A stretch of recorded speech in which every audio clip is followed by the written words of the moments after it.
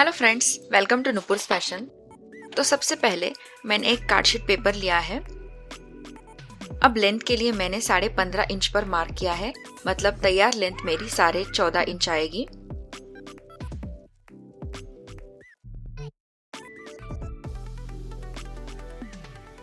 अब arm hole की length के लिए 6 इंच पर मार्क किया है और वहां से एक सीधी लाइन ड्रॉ की है।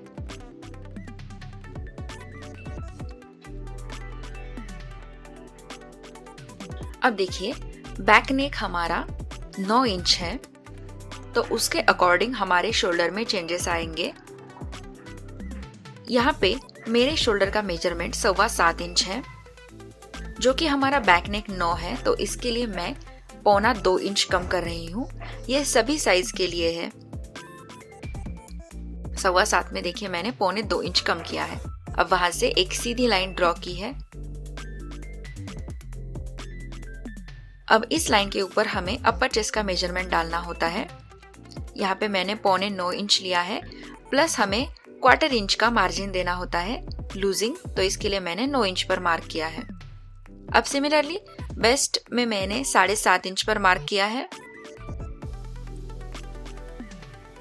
प्लस 1 इंच का लूजिंग। ये लूजिंग सभी साइज के लिए है।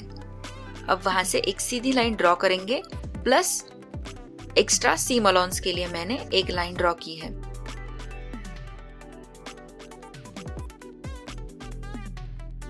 अब देखिए, इस सीधी लाइन से मैंने 1/2 इंच पर एक मार्क किया है और वो तिरछी लाइन ऊपर तक मिला दी है। ऊपर से मैंने 3 पॉइंट्स का शोल्डर ड्रॉप लिया है, गले की विड्थ 3 इंच पर, और अब उन दोनों पॉइंट्स को तिरछा मिला दिया है। अब यहां से हम आर्म होल का शेप दे देंगे।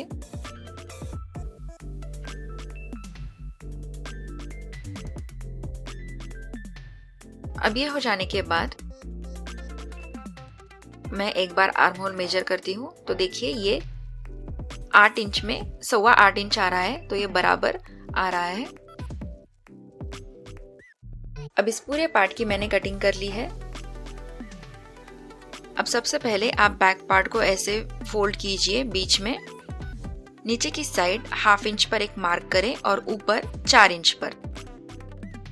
ये हमारे बैक पार्ट में जो टक्स आते हैं उनके लिए है।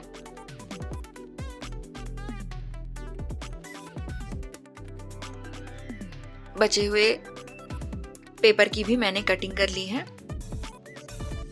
अब नीचे की साइड देखिए, जो हमारा दूसरा टक्स है वहां से मैंने तिरछी लाइन ड्रॉ की है, जो करीब 1/2 इंच ऊपर है। अब उसकी भी कटिंग कर लेंगे। तो इस तरह से हमारा बैक पार्ट तैयार हो गया है। अब फ्रंट पार्ट के लिए सबसे पहले देखिए, आप हुक आई की पट्टी के लिए 1/2 इंच पर एक लाइन ड्रॉ करें।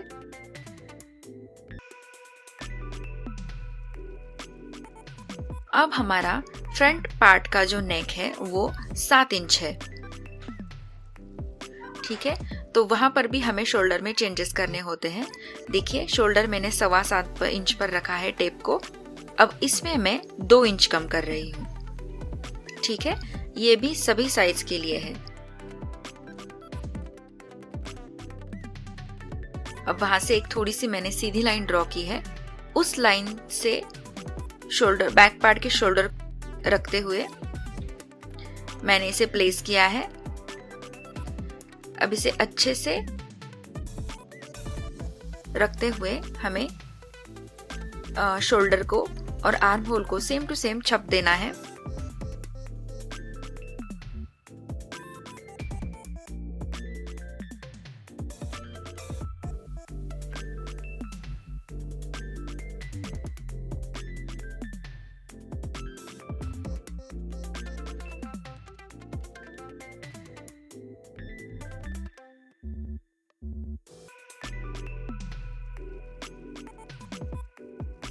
अब ये हो जाने के बाद हमें फ्रंट का आर्म होल थोड़ा ज्यादा खींचना होता है।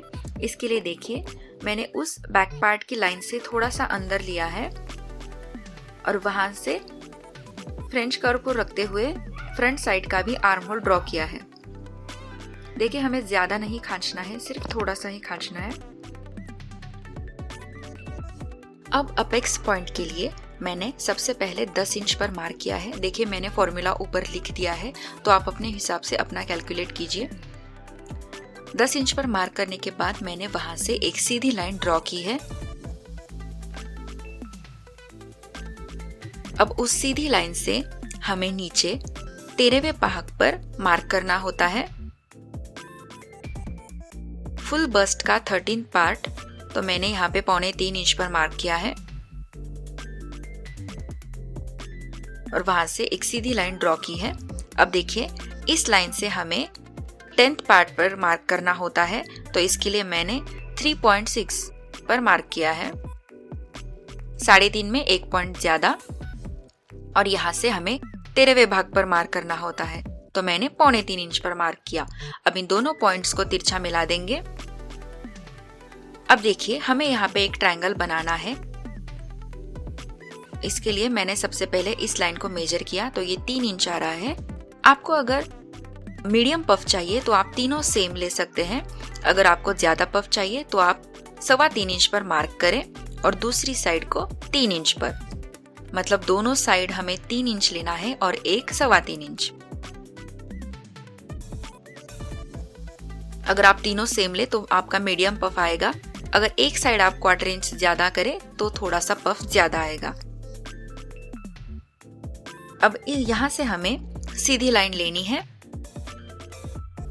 और इस पॉइंट से थोड़ी तिरछी लेनी है, लेकिन सबसे पहले मैं एक सीधी ड्रॉ करूंगी फिर तिरछी।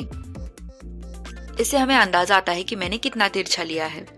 ठीक है, अब देखिए इस तिरछी लाइन को हमें ऊपर तक मिलाना है।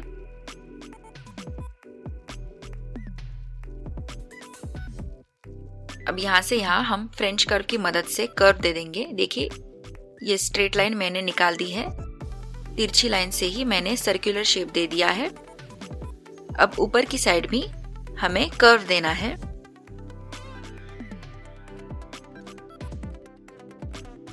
अब उस कर्व को मैं ऊपर तक आर्म होल तक मिला रही हूं।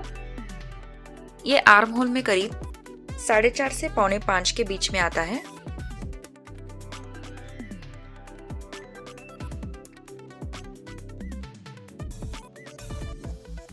नेक्स्ट देखिए अब हमें इस लाइन में चेस्ट का मेजरमेंट डालना होता है। इसके लिए मैं एक साइड मेजर कर रही हूँ, ये बीच का गैप हमें छोड़ना है। फिर दूसरे पॉइंट से मैंने मार्क किया है। इन दोनों पॉइंट्स को मिला देंगे।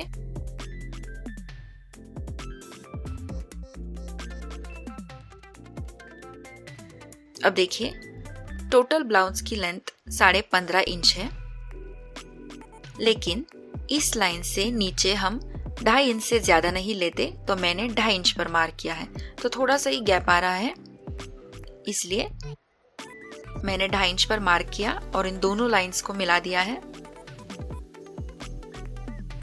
अब इस लाइन को हमें मेजर करना है। सबसे पहले देखिए ये कर्व और ये लाइन जहां मिलते हैं वहां पे एक मार्क करें और नीचे तक इस पूरी लाइन को मेजर करें। सिमिलरली वही मेजरमेंट आप उस कर्व वाले लाइन पर भी निकालें और जहां तक आता है वहां पे मार्क करें, क्योंकि हमें इन दोनों पार्ट्स को बाद में जॉइंट करना है।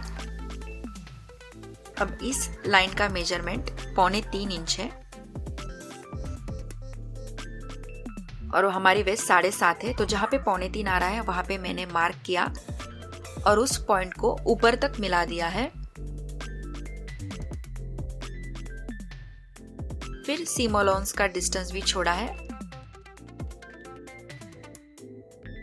ठीक है, अब देखिए बैक पार्ट के लेंथ जहां तक आती है वहां पे भी मैंने एक मार्क किया है और उन दोनों पॉइंट्स को मिला दिया है। तो इस तरह से हमारी पेपर की ड्राफ्टिंग हो गई है। अब हम कटिंग करेंगे।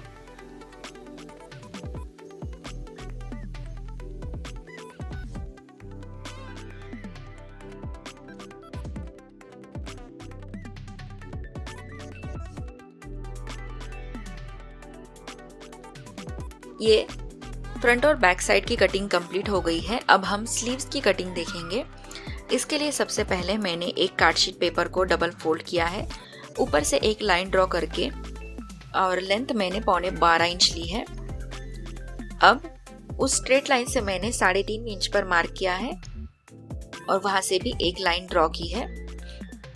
अब उस लाइन से मैंने तिरछा 8 इंच पर मार्क किया है।